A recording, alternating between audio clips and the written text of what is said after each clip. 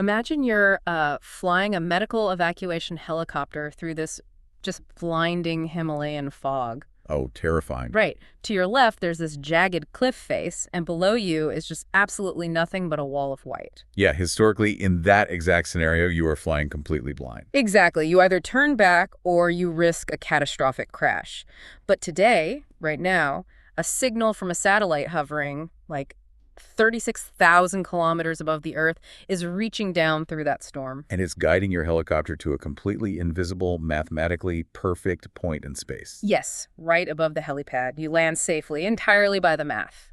So, welcome to the Daily Deep Dive, the 3D initiative of UPSC with Saurabh Kaushik. I'm thrilled you're here with us. We're diving into the current affairs notes for the 2nd of July, 2026. Glad to be here.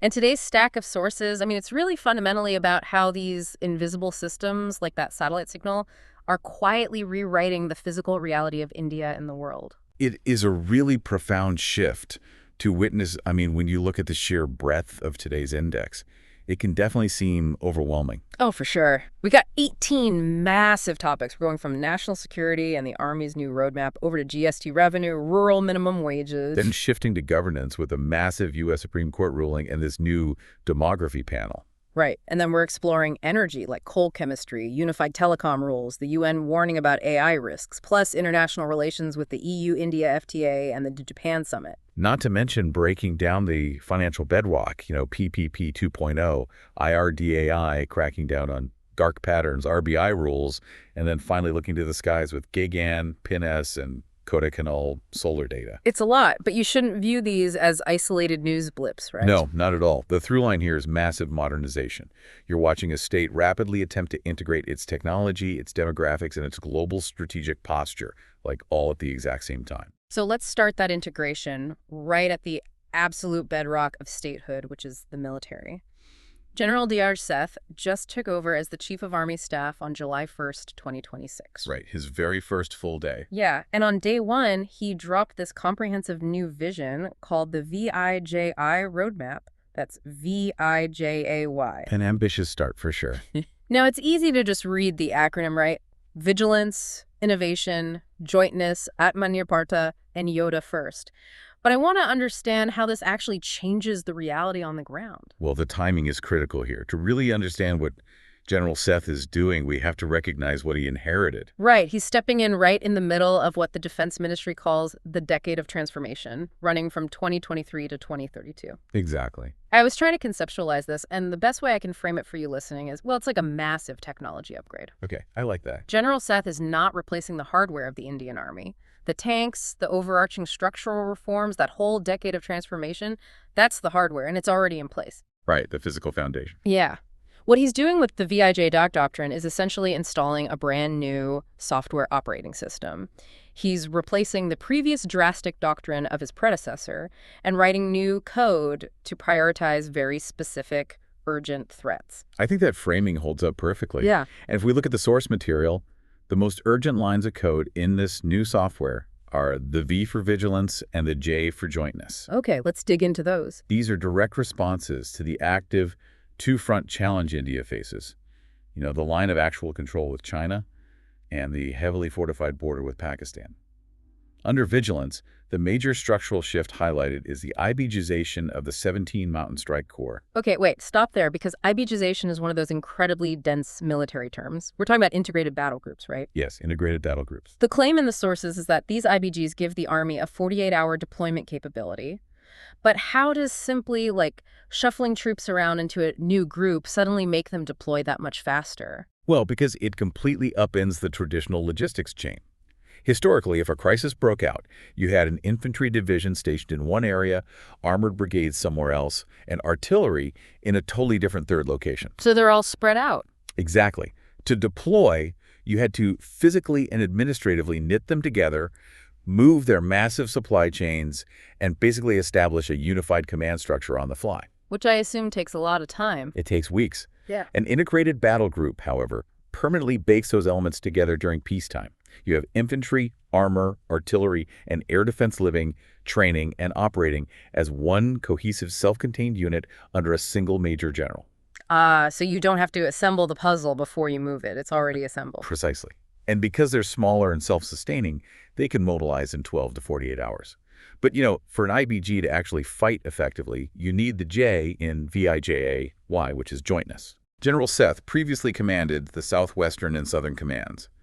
He knows intimately that an Army IBG just cannot survive if it's disconnected from the Air Force's close air support or the Navy's intelligence. Everything has to talk to everything else. Exactly. This is why the push for integrated theater commands under the Chief of Defense Staff is the ultimate realization of that jointness. And none of this works if we can't actually build and maintain the weapons they're using, which brings us to the A, right? Atmanirbharta, or self-reliance. A huge pillar of this roadmap. The notes highlight that 75% of defense capital procurement is now domestic. We're talking about things like the Kavash anti-collision systems, the Pinaka rocket launchers, Prele ballistic missiles, and the A-Tejas artillery guns. The shift to 75% domestic procurement under the defense acquisition procedure, it's a strategic necessity, not just an economic slogan. How so? Well, if India is drawn into a prolonged high-intensity conflict, we cannot be in a position where we're calling a foreign supplier, begging them for spare parts or ammunition resupplies, only to be told that their domestic politics won't allow the export. Right, you're just cut off. Exactly. Yeah. So for innovation funding startups through the IDEX framework to build these systems is really how we secure that sovereign supply chain. It's a staggering undertaking. But here's the reality check, right?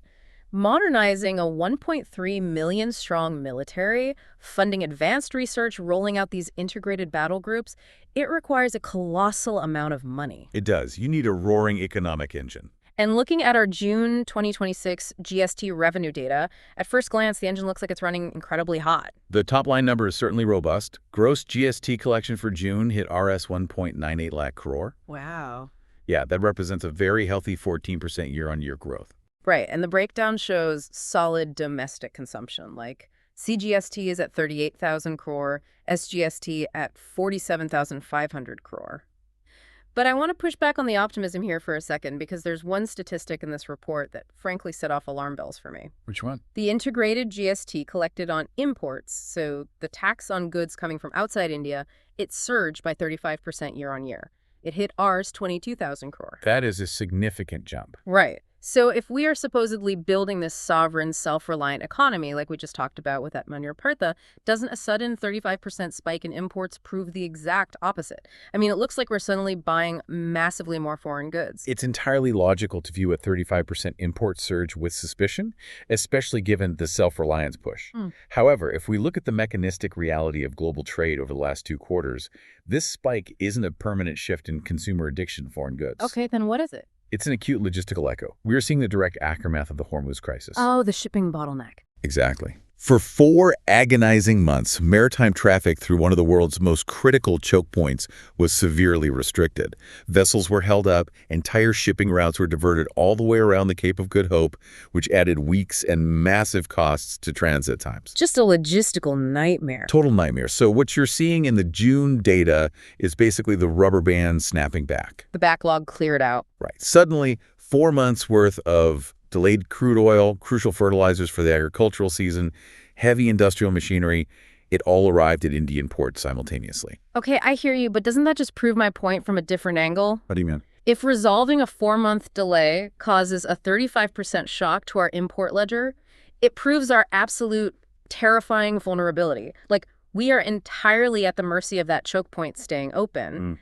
If it closes for a year, our economy just starves. You're absolutely right. And that vulnerability is exactly what keeps defense planners awake at night. The import surge is absolutely a symptom of a highly fragile, hyper-globalized supply chain. Right. But strictly from a taxation standpoint, the government is looking at the broader trend, which is GST buoyancy. We're at the 9-year anniversary of the GST implementation in 2017. And a tax buoyancy above 1.0 basically means GST revenues are growing faster than the overall GDP. So the tax base is widening. Exactly. The formal base is growing and the informal economy is shrinking. But there is a massive gaping hole in that tax base, isn't there? The notes estimate a Rs 3 to 4 lakh crore gap. Yes. That is the petroleum paradox. Break that down for us. So crude oil, natural gas, petrol, diesel, and aviation turbine fuel remain deliberately excluded from the GST framework. Deliberately. Yes. The central government relies on massive specific excise duties on fuel. and state governments rely equally heavily on value-added tax, or VAT.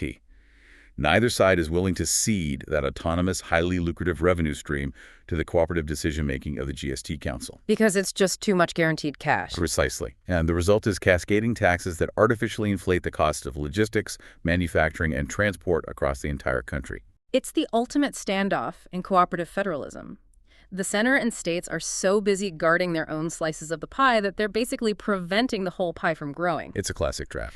And this tension between the national economy and state realities brings us to something that impacts people much more viscerally than corporate tax policy. Because if the national GST wallet is swelling, we have to look at the rural wallet. We do. Because out in the fields, the economic reality right now is incredibly grim, isn't it? The agricultural data in our sources is stark.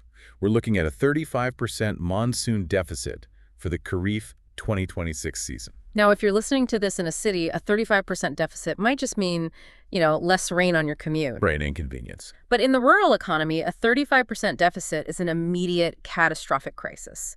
The earth is dry, seeds can't be sown, and overnight, millions of daily wage jobs on farms just simply evaporate. They're gone. So recognizing this, the center just fixed a new minimum wage of Rs 300 per day under the VBG-RAM-G framework. Right. That's the Vikasit Bharat Gram Rozgar, our Maulikram Vikas initiative. And context is crucial here because the previous national weighted average under the old MGNRAGA scheme was roughly Rs 258 a day. Okay, so going from 258 to 300. Yeah, a jump to a flat Rs 300 is a highly significant fiscal intervention. It's designed specifically as an emergency income support mechanism. But this is where the geography of labor value gets completely fascinating to me and highly controversial. It really does. I was looking at these numbers, and the disparity is jarring. A rural worker is now guaranteed Rs 300 a day, but an unskilled worker in urban Delhi has a mandated minimum wage of Rs 624 a day. In Punjab, it's around Rs 415. The gaps are massive. The exact same physical labor is literally worth twice as much simply because you crossed a municipal border. And that geographic disparity is exactly what is causing immense friction between the states and the central government regarding this new Rs 300 mandate. It's really a brilliant case study in the limits of national policy. How so? Well, states like Kerala and Tamil Nadu, through their own state budgets, already supplement rural wages well beyond the Rs 300 mark. Oh, I see. So for them, a national Rs 300 wage isn't a raise at all. It's actually a potential threat. Exactly. Their fear is that a formalized central mandate of Rs 300 might legally or politically act as a ceiling, pressuring them to pull back their own supplementary spending. Right. On the other end of the spectrum, you have states like Bihar or Uttar Pradesh, where historical wages often sat well below the old Rs 258 average. For them, they view the Rs 300 mandate as a massive, much-needed injection of central funds. It's an impossible balancing act. The center is trying to build a floor strong enough to support the poorest states without inadvertently lowering the ceiling for the wealthier ones. Yes. And it forces us to ask, how do we even objectively decide what a day of human labor is worth? Historically, under the original 2005 MGN-REGA architecture, wages were supposed to be indexed to the Consumer Price Index for agricultural laborers. But the methodology was frequently critiqued for not keeping pace with actual rural inflation. The sheer necessity of instituting a flat Rs 300 floor now suggests the government recognizes those old indexing formulas have just failed to protect workers against acute climate shocks like this 35% deficit. The idea that your geographic location dictates the fundamental value of your labor is wild. But if we pull the lens back, geography doesn't just dictate your paycheck, does it? No, not at all. It can literally dictate your fundamental human rights and your identity. Let's look at an international story that demonstrates this perfectly. On June 30th, 2026, the United States Supreme Court handed down a massive 6-3 ruling in a case titled Trump v. Barbara. This is a landmark decision with huge global reverberations, particularly concerning the legal philosophy of citizenship. And before we unpack this, I want to be absolutely clear with you listening. We are looking at this case strictly through the lens of constitutional precedent and its direct factual impact on the Indian diaspora living in America. Yes, exactly. We are not engaging in domestic U.S. politics, nor are we endorsing any specific administration's policies. We are just impartially exploring the legal mechanics here. A vital distinction to make. The conflict here centers on Executive Order 14160, which was signed in January 2025. Right. The core directive of that order was to deny birthright citizenship to children born on U.S. soil if their mother was unlawfully present and their father was not a U.S. citizen or a lawful permanent resident. So basically targeting undocumented immigrants. Yes, but crucially, the order also specifically sought to deny citizenship to the children of individuals holding temporary visas. Wow, okay. And in this 6-3 ruling, the Supreme Court completely struck down that executive order. They did. Chief Justice John Roberts authored the majority opinion, and his entire argument rests on a very specific clause in the 14th Amendment to the U.S. Constitution, which was ratified way back in 1868. What does it say? It reads, "All persons born or naturalized in the United States and subject to the jurisdiction thereof are citizens of the United States." It's that middle phrase that sparked the whole war, right? Subject to the jurisdiction thereof. Precisely. The architects of the executive order argued a political theory that undocumented immigrants or temporary visa holders maintain their allegiance to a foreign power. Okay, so they're saying they aren't subject to U.S. jurisdiction. Right. Therefore, they are not politically subject to the jurisdiction of the United States in a complete sense, and the 14th Amendment shouldn't cover their children. Interesting. But the court's majority vehemently rejected that. They argued that if you are on U.S. soil and you are subject to U.S. laws, meaning you can be arrested for breaking them, you are subject to its jurisdiction. That makes sense. And they leaned on a massive piece of precedent from 1898, United States v. Wong Kim Ark. We have to spend a minute on Wong Kim Ark because the history here is just incredible. It was 1898. Wong Kim Ark was a man born in San Francisco.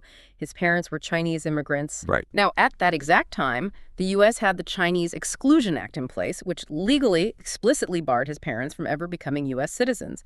So the government tried to deny Wong Kim Ark his citizenship, arguing his parents were subjects of the Emperor of China. But the Supreme Court in 1898 ruled that regardless of his parents' status, regardless of the Exclusion Act, because Wong Kim Ark took his first breath on physical American soil, he was an American citizen, period. And the 2026 court just looked back 128 years and said, yeah, the logic still holds, though it wasn't a unanimous agreement. No, it wasn't. Justice Clarence Thomas penned a highly detailed 91-page dissent. 91 pages. Yeah. His argument relies on an originalist interpretation. He posits that the Citizenship Clause of the 14th Amendment was explicitly and uniquely drafted as a remedial measure to guarantee citizenship for former slaves and their descendants after the Civil War. Okay, so a very specific historical context. Right. In his view, it was never historically intended to confer universal birthright citizenship to the children of transient foreign nationals. So we have this massive clash of constitutional theory, but why is this the lead story in Indian newspapers? Like, why does this matter so deeply to us? It matters because of the profound difference between two Latin legal concepts, jus soli and jus sanguinis. Okay, define those for us. Jus soli means right of the soil. Yeah. If you are born within the territorial borders of a country, you are a citizen. The U.S. Constitution is the global standard bearer for jus soli. Right. Jus sanguinis, on the other hand, means right of blood. Your citizenship is inherited entirely through the nationality of your parents, regardless of where you were physically born. And this is where the comparative politics gets so fascinating to me, because India's trajectory is the exact opposite of the U.S. When our Constitution was adopted, we actually embraced jus soli. We did. If you were born in India before 1987, you were automatically an Indian citizen by birth. But then we deliberately, methodically stripped that away. Yes. The shift began with the 1986 Amendment to the Citizenship Act, which was heavily driven by the demographic and political anxieties surrounding the Assam Accord. The law was changed so that merely being born in India was no longer enough. At least one parent had to be an Indian citizen. And then in 2003, we tightened the vice even further. Now, to be a citizen by birth, both your parents must be Indian citizens, or one must be a citizen and the other must not be an illegal migrant. Exactly. We executed a complete 180-degree turn from right of soil to strict right of blood. The contrast is really stark. And returning to why the U.S. ruling matters today, it has immediate existential consequences for the Indian diaspora. There are over 4 million people of Indian origin in the United States right now. A massive population. And hundreds of thousands of them reside there legally on temporary visas. The H-1B for tech workers, the F-1 for students, the L-1 for intra-company transfers. Right. And under that executive order, the children of those H-1B workers born in hospitals in Texas or California or wherever would have been denied U.S. citizenship. They would have been rendered essentially stateless in the country of their birth, forced to rely entirely on Indian consular services to establish right-of-blood citizenship. That's terrifying for those families. So the Supreme Court's reaffirmation of just solely legally shields an entire generation of the Indian diaspora. It really is a perfect demonstration of how a single phrase in an 1868 amendment dictates the lived reality of millions of modern families today. Truly. But, a nation's sovereignty, its ability to protect its citizens, isn't just about constitutional definitions. It requires physical, unyielding sustenance. Which brings us right back to that terrifying vulnerability we discussed earlier regarding the Hormuz shipping crisis. Yeah, that bottleneck. We're fundamentally dependent on the outside world for the energy to run our economy. And that leads us to a fascinating argument in our sources regarding energy independence, specifically the strategic potential of coal chemistry. This is a really interesting pivot. Now, if you're listening to this and you hear the phrase coal chemistry, you're probably rolling your eyes, right?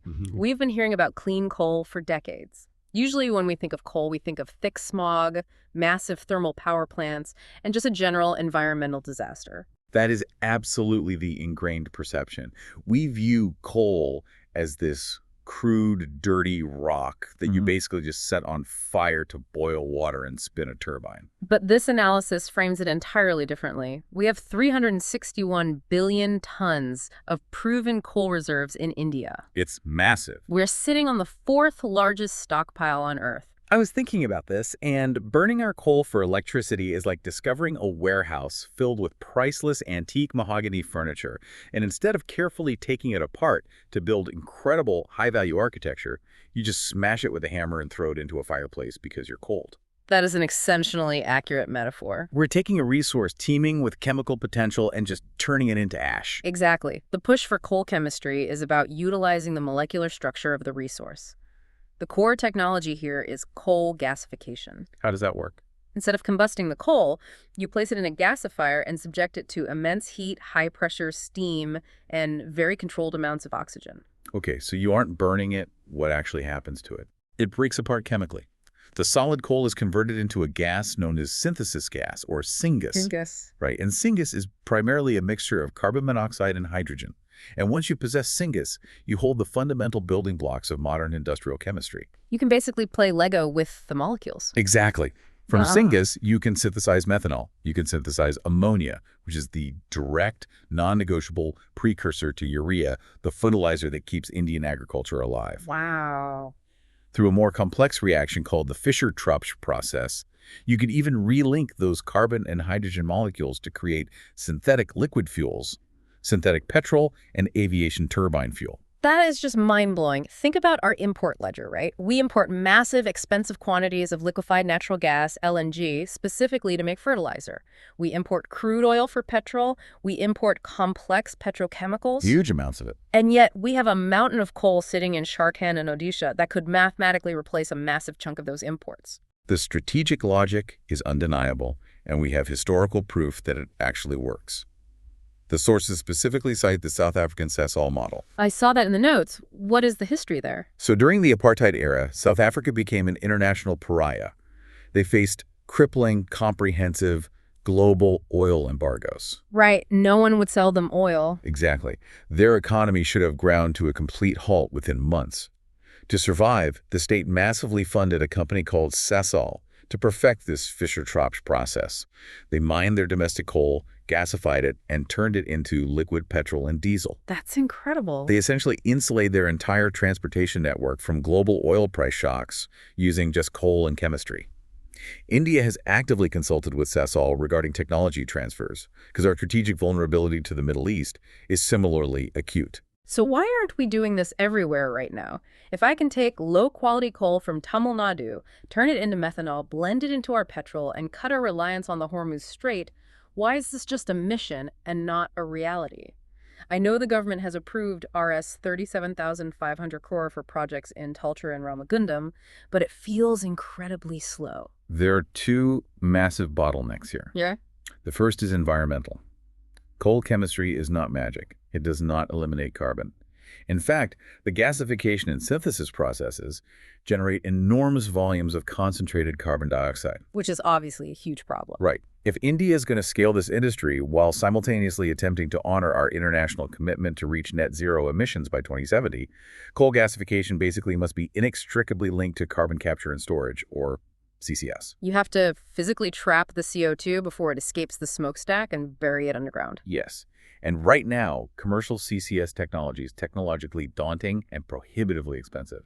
It destroys the profit margin of the synthetic fuel. I see. But the second, perhaps more stubborn bottleneck is governance. And this brings us to the urgent proposal in our notes for a unified policy architecture for India's energy future. Right, because right now, our energy policy is just a bureaucratic nightmare. I read through the ministries involved, and it's absurd. The fragmentation is severe. Yeah. If you want to invest in natural gas, you must navigate the Ministry of Petroleum and Natural Gas. If you want to build a power grid, you answer to the Ministry of Power. Solar arrays fall under the Ministry of New and Renewable Energy. Coal has its own dedicated ministry. Right. Nuclear siloed in the Department of Atomic Energy. When I look at that setup, it reminds me of trying to build a smart home. You buy a smart thermostat, a smart refrigerator, and smart solar panels on the roof. Okay. But you bought them all from rival tech companies who hate each other, and they absolutely refuse to connect to the same Wi-Fi network. Your house isn't smart. It's just a collection of really expensive gadgets fighting for bandwidth. That's a very grounded analogy. And the danger of those silos is that they send conflicting, chaotic signals to the markets, which completely suboptimizes our national capital. Give me an example. Well, the Ministry of Petroleum might be aggressively subsidizing a nationwide natural gas pipeline network, while the Ministry of Renewables is simultaneously passing regulations demanding the phase-out of fossil fuels in industrial heating. And an investor looks at that and says, I'm not spending $1 billion until you guys figure out what you actually want. Exactly. And again, the Hormuz crisis proved why this fragmentation is lethal. A delay in shipping didn't just hurt the oil sector. It devastated LNG imports, which shut down fertilizer plants, which threatened the agricultural output we just talked about earlier. Energy is a singular, interconnected web. Which is exactly why the experts are demanding the creation of a national energy policy, a legally binding umbrella strategy, and more importantly, the establishment of a National Energy Regulatory Commission, or NERC. Like how SEBI regulates all securities, or the RBI regulates all banking. One overarching authority with actual teeth. Precisely. Look at the United States Department of Energy. They oversee everything from nuclear weapons stockpiles to wind farm subsidies. The UK operates a unified Department for Energy Security and Net Zero. And we don't have that. India currently relies on a patchwork of disconnected drafts. You know, the National Green Hydrogen Mission over here, the National Electricity Plan over there. We lack the statutory framework to force the coal producers, the oil refiners, and the solar developers to march in the exact same strategic direction. And this fragmentation in the physical energy grid is exactly what the government is terrified of repeating in the digital sphere. Yes. Which is a perfect transition because we are actively watching the state forcefully map out a unified, modernized architecture for our digital connectivity. Let's look at the new telecom rules notified in 2026 under the Telecommunications Act of 2023. This represents a monumental, frankly overdue regulatory overhaul. The 2023 Act finally sunsetted the Indian Telegraph Act, which was a piece of legislation drafted in 1885. It is almost comical. Until recently, we were attempting to legally regulate 5G fiber optic networks using a law originally written to govern literal Morse code telegraph wires during the British Raj. It was an untenable legal fiction, truly. The new rules notified by the Department of Telecommunications modernized the operational reality on several fronts. The most immediate impact for everyday consumers involves the issuance of SIM cards. Right. Aadhaar-based biometric authentication is now strictly mandatory for any new connection. And they instituted a mandatory 24-hour cooling-off period for SIM swaps. For you listening, if you've never heard of SIM swap fraud, it is terrifying. It really is. Criminals use social engineering to convince a telecom operator to issue a replacement SIM card for your phone number. Completely without your knowledge. Exactly. You're just sitting at home, and suddenly your phone loses signal. You think it's a dead zone. But what actually happened is your old SIM is dead, and the criminal's new SIM is active in their phone. And then the clock starts ticking. Yeah. Because they now control your phone number, they trigger password resets on your bank accounts, intercept the one-time passwords, and drain your life savings in minutes. By mandating a 24-hour cooling period and requiring a confirmation from the original device, the government is placing a massive structural speed bump in front of cybercriminals. It's a critical consumer safeguard. Now, on the infrastructure side, the rules finally standardize the right-of-way, or ROW, protocols. Why does that matter? Historically, if a telecom company wanted to lay optical fiber across 3 states, they had to negotiate with hundreds of independent municipal corporations, village panchayats, and state public works departments. Each of whom wanted to charge arbitrary fees and delayed the digging for months. It was a bureaucratic quagmire that completely crippled initiatives, like the BharatNet Rural Broadband Project. The new rules establish uniform fees and standardized approval timelines across the entire nation, legally overriding those local discretionary bottlenecks. So it streamlines the whole physical build-out. Yes, but strategically, the most fascinating aspect of these new rules pertains to satellite spectrum. Ah, the space internet race. Starlink, Amazon Kuiper, Geo. Yes. The government has formalized the administrative allocation of satellite spectrum. For decades, India's default policy for mobile spectrum has been public auction selling the airwaves to the highest bidder to maximize government revenue. But the satellite companies argued that doesn't make sense for space. Right. Correct. Companies like Elon Musk's Starlink successfully lobbied that satellite frequencies are a shared global resource, not a territorial asset you can just fence off in auction. That makes sense. The new rules adopt this global view, allocating spectrum based on set administrative criteria rather than a bidding war, which should rapidly accelerate the deployment of high-speed satellite internet to really remote Indian regions. So the state is unifying the physical rules of how cables are laid and how invisible satellite frequencies are shared. It is mapping out exactly how people connect. But simultaneously, we are seeing an intense, highly controversial effort by the government to map out who exactly those people are. This is a complex one. Which brings us to the Union Home Ministry's new Demography panel. Formerly known as the High-Level Committee on Demographic Changes, constituted in May 2026. And I want to reiterate our strict neutrality here. We are not analyzing this to validate the government's mandate, nor are we endorsing the opposition's anxieties. Our objective is to dissect the mechanical reality of what this panel is doing and why it has ignited a massive political firestorm. Absolutely. Yeah. So the operational fact is that this committee has disseminated a highly granular questionnaire to all state governments. They are demanding hyperlocal data regarding birth rates, mortality rates, internal migration patterns, district-level demographic shifts, and specifically, religion-wise, population growth rates. The stated government mandate is that this data is essential for empirical policy making, specifically to prepare for the upcoming delimitation of parliamentary constituencies. Right. But we have to explain delimitation because that is the absolute core of the anxiety here.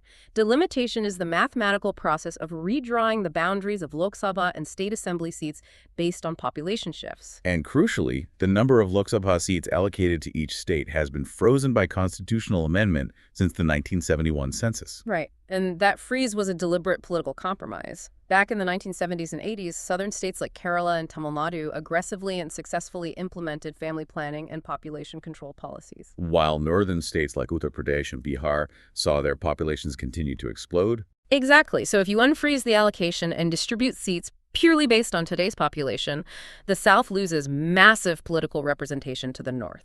It is the paradox of basically penalizing states for achieving national demographic goals. The freeze was meant to alleviate that fear. But that freeze is explicitly said to expire following the publication of the 2026 census data. So when a home ministry panel suddenly begins collecting aggressive district-level demographic data right on the precipice of this unfreezing, you can see why southern state governments view it with absolute dread. They see the math turning against them. Definitely. Furthermore, the sources detail the opposition's argument that focusing on religion-wise growth is a deliberate attempt to stoke communal narratives ahead of delimitation, framing it as a demographic scare. The anxiety is multifaceted.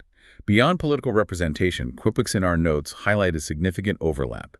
The granular district-by-district data collection mechanism this panel is utilizing bears a striking resemblance to the foundational data architecture required to execute a nationwide National Register of Citizens, or NRC. Which is highly sensitive. Yes.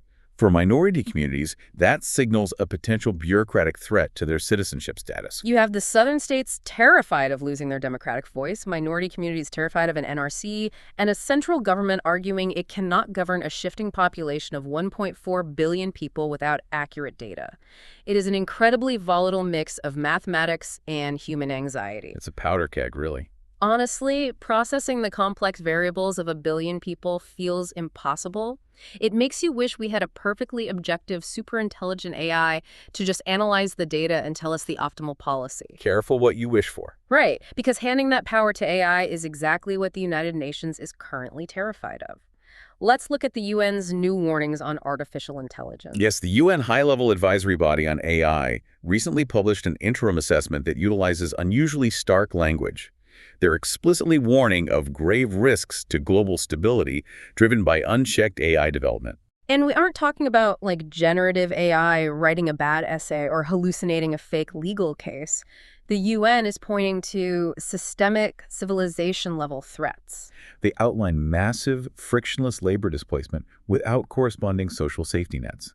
They highlight the rapid development of lethal autonomous weapons systems.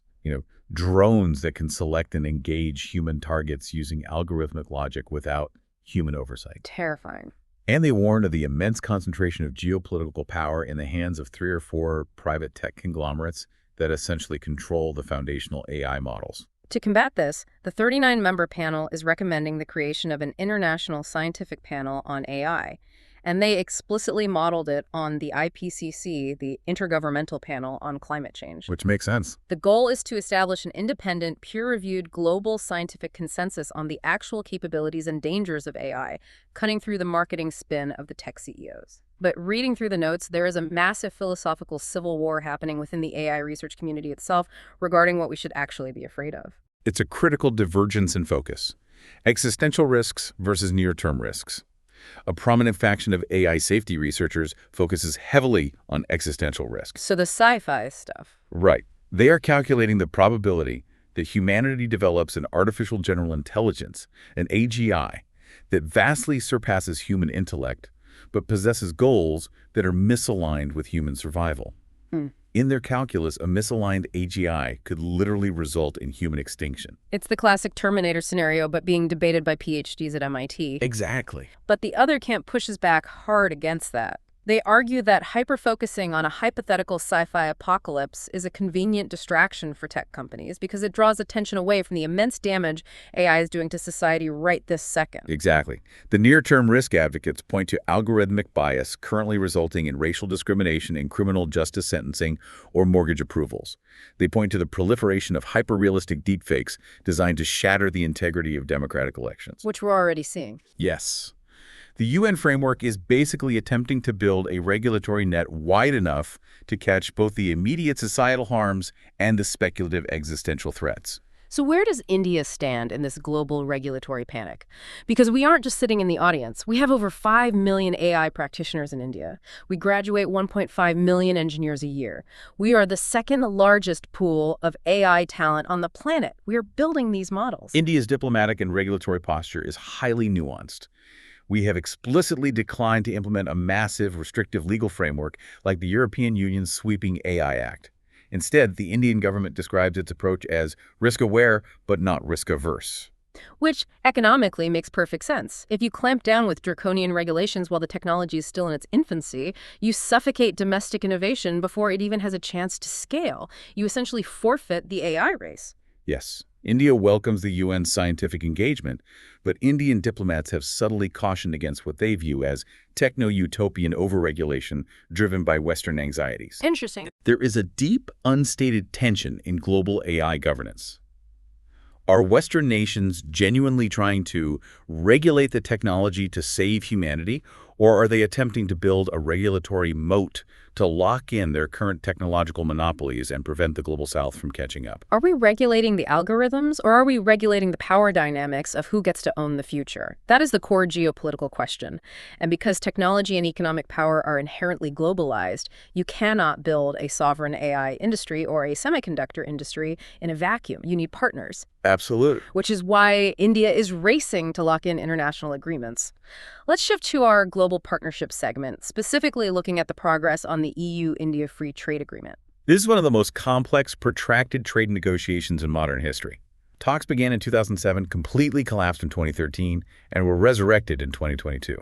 But our sources note a sudden spark of optimism. Yeah, Peter Kelly. Yes, Ireland's Minister for Enterprise. He stated publicly that he envisions the FTA being finalized by December 2026. Now, why does an Irish minister's opinion carry so much weight here? Why does Ireland matter in a negotiation between India and a 27-nation bloc? Because of the structural mechanics of the European Union. Ireland assumes the rotating presidency of the EU Council for the second half of 2026. Oh, I see. This means Dublin will literally set the legislative agenda, chair the critical trade council summits, and act as the primary broker, forcing compromises among the other 26 member states. Furthermore, Ireland has an immense vested interest in seeing this deal succeed. Because of tech. Exactly. Dublin serves as the European headquarters for India's massive IT services giants, TCS, Infosys, Wipro. An FTA that liberalizes trade and services is a massive boon to the Irish economy. But getting 27 disparate European economies to agree on a trade deal with India is a nightmare. I liken it to negotiating a dinner menu for 27 people who all have wildly different, extremely strict dietary requirements, and none of them are willing to compromise. That's a good way to put it. And there are two massive, seemingly intractable sticking points. The first is agriculture, specifically the dairy sector. The EU heavily subsidizes its dairy industry and desperately wants tariff-free access to India's 1.4 billion consumers to offload its cheese and milk powder. And India says no. India categorically refuses, arguing that opening the floodgates to subsidized European dairy would instantly annihilate the livelihoods of millions of small-scale, marginal Indian dairy farmers. The second sticking point is even more critical. It is literally a matter of life and death across the developing world. Pharmaceutical intellectual property. India is globally recognized as the pharmacy of the developing world because we produce vast quantities of highly affordable, generic, life-saving medicines. And we maintain this capability by aggressively utilizing what are known as TRIPS flexibilities. Under the WTO's trade-related aspects of intellectual property rights agreement, India retains the sovereign right to issue compulsory licenses. What does that mean in practice? In a public health emergency, the Indian government can legally authorize a domestic company to manufacture a patented drug without the consent of the foreign patent holder, ensuring the drug is affordable. But the practice that really infuriates the European pharmaceutical giants is how India handles patent evergreening. Let me explain how this works. Let's say a European pharma company invents a revolutionary blood pressure pill. They get a 20-year patent, they hold a monopoly, and they charge exorbitant prices. Right. In year 19, just before their patent expires and cheap generics can enter the market, they change the inactive coating on the pill from white to blue, or they tweak the dosage slightly, and they apply for a new 20-year patent based on that tiny modification. That is evergreening. It is a legal fiction designed to artificially extend a monopoly indefinitely. But Section 3 of the Indian Patents Act explicitly outlaws this practice. Which is huge. It is. It states that you cannot patent a new form of a known substance unless it results in a significant enhancement of the known efficacy. The Indian Supreme Court famously upheld this in the Novartis case, denying a patent extension for a cancer drug because the modification wasn't a genuine innovation. And the EU, heavily lobbied by multi-billion-dollar pharmaceutical conglomerates, despises Section 3D. They want India to adopt strict, Western-style patent protections that enforce those extended monopolies. Exactly. The EU prioritizes the profit margins that fund future research and development. India prioritizes immediate, affordable healthcare access for billions of low-income patients. It's a fundamental structural clash of economic philosophies. So the EU negotiation remains a grueling millimeter-by-millimeter trench war over cheese tariffs and patent law. But if we look east, our relationship with another major democratic powerhouse is accelerating at the speed of a bullet train. Let's examine the India-Japan annual summit. This summit featured the visit of Japan's newly elected Prime Minister, Takaichi, to New Delhi in July 2026. She is the first female prime minister in Japan's history and widely noted as a staunch defense hawk. Her elevation and her immediate engagement with India underscore a profound strategic realignment in the Indo-Pacific. The geopolitical landscape is fracturing. You have the ongoing war in Ukraine, volatility in the Middle East, and the looming uncertainty of U.S. foreign policy commitments. Everyone is looking for solid ground. Right. This chaos is forcing democratic nations in Asia to realize that multilateral forms like the Quad are useful for dialogue. But deep bilateral economic and defense integration is the only actual safeguard. And Japan is backing up that philosophy with staggering amounts of capital. PM Takaichi pledged a 5 trillion yen investment in India over the next 5 years. That translates to roughly Rs 5 lakh crore. It is an immense injection of capital, and it is highly targeted at critical technologies. The headline deliverable from this summit is a comprehensive semiconductor cooperation framework. Tell us about the companies involved.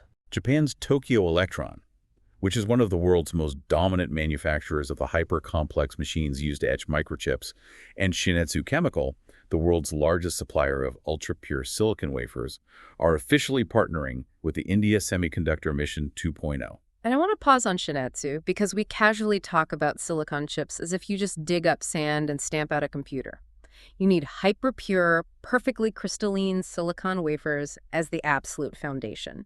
Shin-Etsu holds a near monopoly on creating these flawless wafers. They dominate the market. By partnering with them, India isn't just getting money. We're getting access to the absolute apex of the supply chain required to build our semiconductor fabs in places like Dallara. It is a massive technological transfer. Concurrently, we saw the finalization of a long-delayed defense acquisition. India is purchasing 6 US-2 amphibious aircraft from Japan for the Indian Navy. The flying boats. These machines are incredible. They can land on rough, open ocean waves and swells up to 3 meters high. Very specialized equipment. They can execute search and rescue missions hundreds of miles out to sea or conduct anti-submarine reconnaissance, massively expanding India's operational awareness across the Indian Ocean region. It's a unique capability. Finally, PM Takaichi specifically reviewed the progress of the Ahmedabad-Mumbai high-speed rail, the Bullet Train project. This project is the physical embodiment of the alliance, funded by Japanese official development assistance loans, featuring incredibly concessional terms, 0.1% interest stretched over a 50-year repayment period. An interest rate of 0.1% over 50 years is essentially free money. But it highlights a brutal domestic reality. If India wants to successfully absorb 5 trillion yen in foreign investment, and if we want to build cutting-edge semiconductor fabs and operate high-speed rail networks, we require absolute world-class physical infrastructure. We do. And to build that, we need a domestic financial sector that is bulletproof-free of the toxic debt traps that plagued our past. Which brings us perfectly into Segment 6, Infrastructure and Regulation. Let's look at the push for PPP 2.0. PPP stands for Public-Private Partnership. This is the financial architecture India utilized throughout the 1990s and 2000s, what economists now term PPP 1.0, to rapidly build out our national highway network, construct massive private airports in Delhi and Mumbai, and fund independent power plants. And reading the sources, the consensus is clear.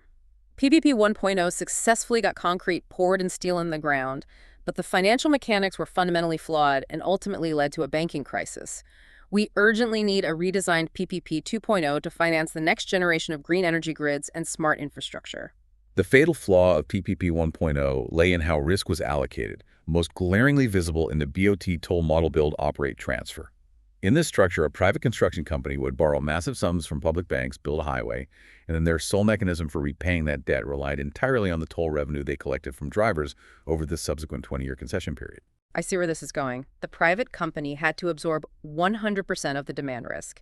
They had to sit in a boardroom in 2005 and guess exactly how many trucks would drive on a specific stretch of highway in the year 2015. Exactly. And the incentive structure encouraged wild over-optimism just to win the bid.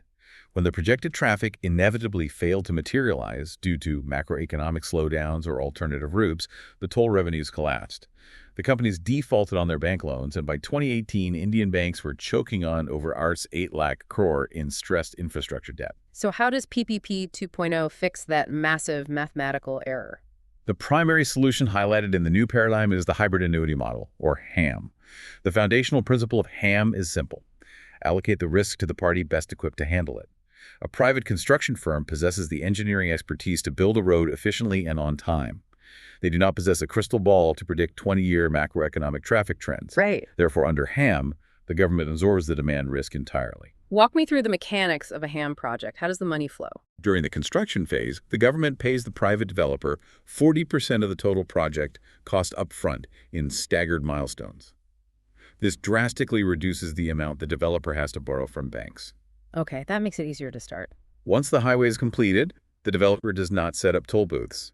The government collects the tolls. The government then pays the developer the remaining 60% of the cost in the form of a guaranteed fixed annuity, a regular, predictable payment dispersed over 15 years, adjusted for inflation. That is brilliant. The private company is incentivized to build the road quickly and maintain it properly because that's the only way they get their annuity checks. But their financial survival isn't destroyed if a nearby factory closes and traffic drops. It stabilizes the entire construction sector. It has been revolutionary for highway development. The notes also highlight the rise of invitees infrastructure investment trusts. I've seen these popping up. How do they factor into this? Invitees are sophisticated financial vehicles designed to unlock capital. They allow retail investors, everyday citizens, and massive institutional pension funds to buy shares in a portfolio of completed, revenue-generating infrastructure assets, like a bundle of working gas pipelines or operational power transmission lines. Like buying a stock. Yes. It allows the original developer to monetize their finished asset, freeing up their capital to go build the next project, while providing a steady, dividend-like yield to the public based on the revenue those assets generate. So NVITs allow everyday people to literally invest in the physical bedrock of the nation. But speaking of protecting everyday people's investments, our regulators are aggressively cracking down on how financial products are sold to consumers online. Let's look at the actions taken by IRDAI and the RBI. Yes, the Insurance Regulatory and Development Authority of India, IRDA, has issued a strict prohibition against the use of dark patterns in digital insurance sales. I find this fascinating because we've all been victims of this. Dark patterns are those highly manipulative, psychologically engineered user interface tricks designed to coerce you into buying things online. The notes list some classic examples. You have pre-checked add-ons? Those are the worst. You go to a travel portal to buy a flight, and buried at the bottom, the website has sneakily already checked a box adding a RS 500 travel insurance policy to your cart, banking on the fact that you'll just click pay without reading. It exploits user fatigue. You also have urgency traps. These are the fake countdown timers you see flashing red, claiming this premium discount expires in 3 minutes. It induces artificial panic to force a hasty financial decision. But if you refresh the browser, the timer simply resets to 3 minutes. My personal favorite is what they call the Roach Motel. It is incredibly easy to get in, but functionally impossible to get out. You can sign up for a monthly insurance premium with 2 clicks on a slick app in 30 seconds. Like canceling it. But when you decide to cancel it 6 months later, the cancel button is hidden behind 5 nested menus, requires you to download and mail a physical PDF, or forces you to call a customer retention line that is conveniently only staffed for 2 hours on alternate Tuesdays. These practices are deeply cynical, and IRDAI is banning them because they actively destroy systemic consumer trust.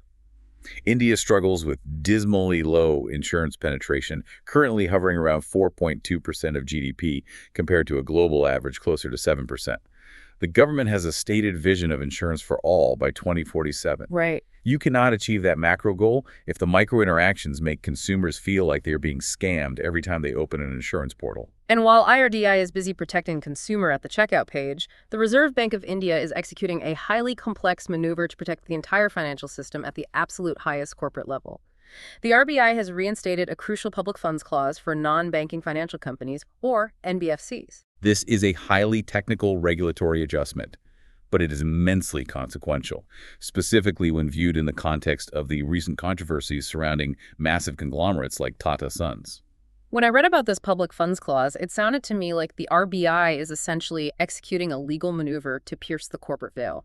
Like if a massive holding company argues they are insulated from regulation, the RBI is finding a way to pull them back in. Am I interpreting that correctly? That is a very astute reading of the situation.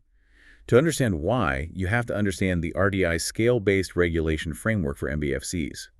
The RBI categorizes these financial companies into layers based on their size, complexity, and systemic risk.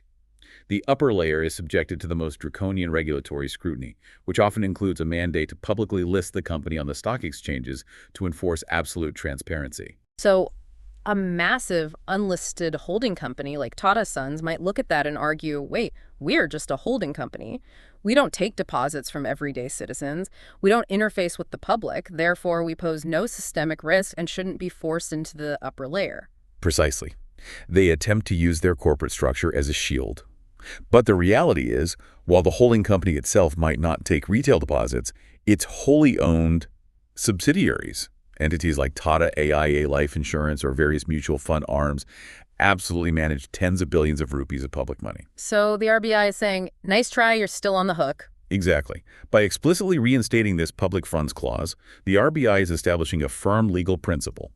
If an NBFC holding company controls, manages, or directs public funds through its subsidiary network, the holding company itself is inherently subject to upper-layer regulatory oversight. They are piercing that corporate veil to ensure that massive, systemically critical conglomerates cannot exploit holding company structures to evade transparency when the public's money is ultimately at risk. So we are watching the state reinforce layers upon layers of infrastructure. We have the physical highways built with the stabilized TAM model. We have the financial firewalls constructed by IRDAI and the RBI to protect our capital. But the most awe-inspiring infrastructure India is deploying right now isn't made of concrete, and it isn't written in a regulatory ledger. No, it's not. It is completely invisible, mathematically perfect, and operating thousands of miles above our heads. Let's move into our final topics: space, aviation, and technology. Let's look at Gaggan and the new Kinzes helicopter approach. This brings us back to the scenario we opened the deep dive with. Gaggan is a triumph of indigenous spatial engineering. The acronym stands for GPS-Aided Geo-Augmented Navigation. It was developed in a joint venture between the Indian Space Research Organization, ISR, and the Airports Authority of India. Now, everyone listening uses GPS every day to navigate traffic or find a restaurant, but the standard GPS signal beamed down from American satellites isn't perfect, is it? It is remarkably good for consumer applications, but it is inherently flawed for precision aviation. As the radio signal travels from the U.S. GPS satellite down to Earth, it has to pass through the ionosphere, a layer of the upper atmosphere heavily charged with electrons. This passage bends and delays the signal, introducing an accuracy error of roughly 10 to 15 meters. Which is fine if you are looking for a coffee shop. If your phone thinks you are 10 meters away from where you actually are, you just look around. But if you are flying a 737 commercial airliner at 150 miles an hour, trying to touch down on a specific painted line on a runway in blinding rain, a 10-meter error means you land in the grass or worse. Exactly. Standard GPS is not reliable enough for critical flight phases. This is where Gaggan intervenes. India has constructed a vast network of highly precise ground reference stations spread across the subcontinent. These stations constantly monitor the standard GPS signals, mathematically calculate the exact ionospheric distortion occurring at that specific moment, and formulate a correction signal. The analogy I used earlier was threading a needle. Standard GPS is like trying to thread a needle while you are jogging. Your hand is shaking, there's a margin of error. Gaggan is like having a robotic arm hold your hand perfectly mechanically steady. And the mechanism for delivering that steady hand is brilliant. The ground stations uplink that correction data to ISRO's own geostationary satellites, GSAT-8, GSAT-10, and GSAT-15. Those Indian satellites then broadcast the augmented corrected signal down to the aircraft. It effectively shrinks the margin of navigational error from 15 meters down to less than 1.5 meters. It is phenomenal precision. And this extreme accuracy has just enabled a historic aviation milestone in India: the first successful PINS helicopter approach. PINS stands for point in space. Historically, if an aircraft needed to land in zero visibility, the airport required an instrument landing system, an ILS. This is a massive, multi-million-dollar array of physical radio antennas installed along a sprawling concrete runway that shoots a localized beam up into the sky for the plane to follow down. But helicopters don't land on runways. They land on hospital roofs in crowded cities or in narrow mountain valleys during flood rescues. You can't install a massive ILS array on a hospital roof. So previously, in bad weather, the helicopter just couldn't fly. But with Gaggan's sub-meter accuracy, you no longer require physical ground antennas. The helicopter's onboard computer uses the augmented satellite signal to navigate to a mathematically precise, completely invisible point in space in the sky, perfectly aligned with the helipad. That's incredible. The pilot flies to that coordinate, breaks through the cloud cover at the exact right angle, and lands safely. It completely revolutionizes medical evacuation, disaster relief, and VIP transport across challenging terrains like the Himalayas or the Northeast during the monsoons. It democratizes access to advanced aviation safety. Democratizing access is a beautiful concept, and it connects perfectly to another initiative we are looking at, which is doing the exact same thing, but for rural commerce, the eSaras platform. eSaras Electronic Saras is a dedicated digital e-commerce platform launched under the National Rural Livelihoods Mission. It is specifically engineered to market products created by self-help groups or SHGs. This connects over 1 crore rural women artisans directly to the national consumer market. Think about the historical reality. A tribal artisan weaving incredible textiles in a remote village previously had to rely on a parasitic chain of regional middlemen, wholesalers, and distributors to get her product to a buyer in Mumbai or Delhi. Who take all the profit? Exactly. By the time it sold, those middlemen had siphoned off 80% of the profit. Now, utilizing a smartphone and India's digital public infrastructure, she uploads her product to eSaras, bypasses the middlemen entirely, and captures the full value of her labor. We're using digital infrastructure to actively collapse geographical barriers and empower the most marginalized communities. It is the economic equivalent of the PIN-S approach. You don't need to build a physical highway to the village if you can build a flawless digital highway directly to the market. And for our final piece of analysis today, we are zooming out from the remote villages of India, past the satellites in orbit, to the surface of the sun itself. ISRO and the Department of Science and Technology have recently deployed advanced artificial intelligence to analyze data from the Kodaikanal Solar Observatory in Tamil Nadu. This is an absolutely fascinating intersection of 19th century history and 21st century computational power. The British established the Kodaikanal Observatory back in 1899, and for over a century, astronomers at that facility have been meticulously, manually capturing images of the sun every single day, initially recording them on fragile glass photographic plates. So they are sitting on a continuous 100-year-old physical archive of the sun's surface. Yes. They recently completed the massive task of digitizing over a century's worth of these images. But a human cannot effectively analyze 100 years of daily solar images to find macro patterns. So they unleashed a convolutional neural network, a highly specialized AI, to process the archive. Specifically, they trained the AI to identify and track the evolution of faculae. Faculae are those incredibly bright, intensely hot regions that appear on the sun's surface, usually signaling intense magnetic activity, right? Exactly.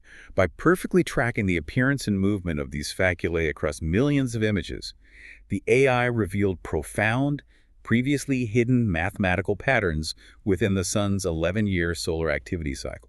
Now, a listener might be asking, why do we care about an 11-year cycle on a star 93 million miles away? Because that cycle dictates space weather, and space weather dictates the survival of our modern way of life. When the sun reaches the violent peak of its 11-year cycle, it unleashes coronal mass ejections, massive solar storms of charged particles. And if that hits us? If a sufficiently powerful solar storm impacts Earth, the electromagnetic pulse can induce catastrophic currents in our national power grids, plunging entire continents into darkness. It can fry the delicate electronics and the communications satellites we rely on, and it can disable the very GPS satellites that power the Gaganyaan navigation system we just discussed. By utilizing AI to decode the historical cycle, we can accurately forecast space weather, allowing us to preemptively power down grids and shield our critical infrastructure. It is poetic, really. We are utilizing a misty 19th century observatory and a 21st century neural network to protect the very infrastructure of our future. What an incredible journey today's deep dive has been. Let's anchor all of this in your memory with a rapid-fire geographical recap of the ground we've covered. Sounds good. We began by mapping the future of advanced tech manufacturing, looking at the semiconductor hubs rising in Dholera and Ahmedabad in Gujarat, backed by Japanese capital. We traveled to the critical coal gasification projects in Talcher, Odisha, which could fundamentally redefine our energy independence. We saw AI mapping a century of solar data from the quiet hills of Kodaikanal in Tamil Nadu. And international? Right, internationally. We examined constitutional history inside the U.S. Supreme Court in Washington, D.C., tracking a ruling that legally shields millions of our diaspora. We explored the strategic bilateral alliance radiating from PM Takaichi's home base in Tokyo. And finally, we looked at the massive EU-India free trade negotiations, a deal currently hinging on the diplomatic maneuvering out of Dublin, Ireland. It is a map of a rapidly evolving, deeply intertwined world. And as we conclude, I want to leave you with a final thought that connects the most disparate threads of today's analysis. Today, we discussed how scientists successfully deployed AI at Kodaikanal to perfectly map and predict a complex 100-year cycle of solar behavior. In the very same breath, we discussed the government's intense, controversial effort via the Demography panel to meticulously map the future behavior and growth of 1.4 billion Indian citizens. It raises a profound, perhaps chilling question for the coming decades. As artificial intelligence becomes exponentially more capable of perfectly predicting complex human, economic, and demographic cycles, will governments merely use AI to objectively forecast our future?